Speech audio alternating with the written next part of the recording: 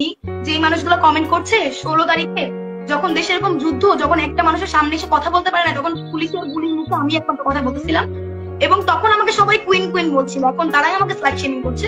এটা নিয়ে আমার কোনো প্রবলেম নেই, সবটা আপনাদের উপর। আমাকে কুইন বলাটাও আপনাদের উপর ছিল, আমাকে স্লাগ শেমিং করাটাও আপনাদেরই উপর।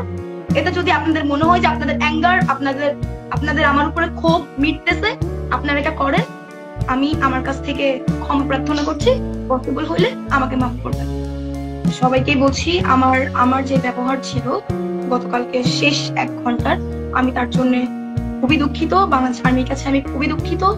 এরকম ব্যবহার বা এরকম ব্যাপার আমার কোনোভাবেই করা উচিত হয়নি, কিন্তু সিচুয়েশন, টাইমিং এবং ওইখানে যে কার্যকলাপগুলো যাচ্ছে, যেটার কারণে আমি হয়তো আমার মতো করে প্রপার কনসিয়াস ছিলাম না।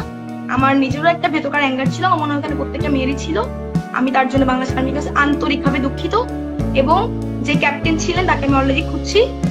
আমি আপনাদেরকে এইটুকু বলতে পারি যে আমি তাকে পেলে বা আমি তাকে পেয়ে তার কাছে ক্ষমা চেয়ে আসবো। এবং আরেকটা আমি আবারও বলি কি, দেখেন আমি কাজ করছি, আমি কাজ করবো এবং আমার ইচ্ছা আছে কাজ করার।